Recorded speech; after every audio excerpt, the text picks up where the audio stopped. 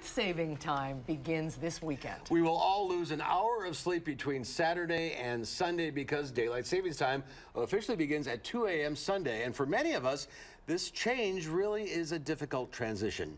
Dr. Steve Barczi from the Wisconsin Sleep Clinic at the UW Health is here. Welcome. Hi, Dr. Barczi. Good to see you. Yes. Why is this so tough for some people, just to move your clock ahead an hour? Well, yeah, you would think that from all the travel we do that this would just be another type of situation like that. But I mean, the reality is that our body is gradually adjusting the circadian clock every single day, a few minutes. And then all of a sudden, with this kind of self-imposed and quite artificial shift we have in the time, the transition, it leads towards all kinds of negative consequences. Well, and the statistics bear that out. There are more car accidents, there are more heart attacks.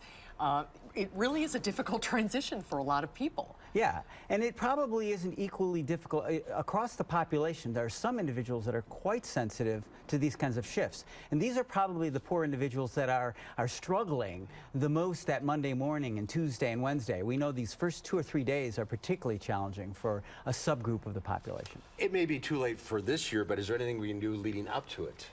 Well, you know, it comes back to one factor, which is our society in general is chronically sleep deprived. And then we're just adding 1 extra hour of loss to a whole bunch of people's schedules.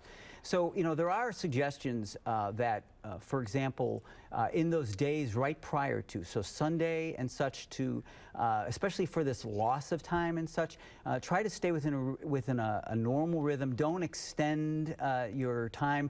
Alcohol can sometimes even influence this transition, so being sensitive about drinking on that Sunday night, especially when one has to work on Monday, these are concerns, or ways by which people might be able to approach that. Well, you mentioned travel. People travel all the time, so how is this any different than flying to the East Coast and losing an hour? Yeah, it's a great question, and you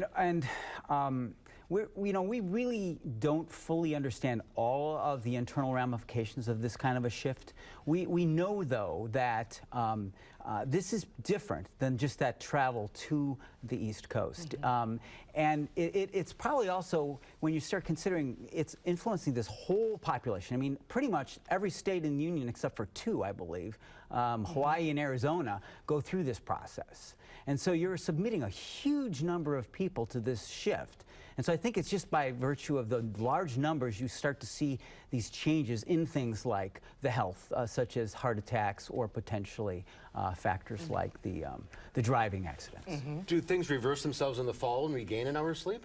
You know, it's interesting because there are a few pieces of evidence, some small studies that show that there may be some reduction for the first day or 2 after the shift in motor vehicle accidents. So, but in other areas of health, like say depression, mood, or heart disease, we're not seeing those kinds of benefits, I'm afraid. So as a physician, would you make the case for stopping this?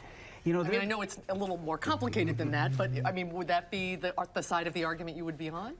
Well, you know, there have been organizations, including National Sleep Society, American Psychological Association, and others, that have certainly floated this idea, because it really it came about for historic reasons and other reasons as we went through the industrial transition and such, and it may not really be as beneficial anymore. But just try to imagine kind of making this kind of a policy level shift. Oh yeah. Yeah. Good luck after with that. all this time, right? Right. Lose any sleep over that. At least we get a little more sun in the evening, so right. that'll be nice. Absolutely. Doctor, thanks for Very being with us. interesting. Good to see you, Dr. Thank you Barczi. very Thanks much. for coming.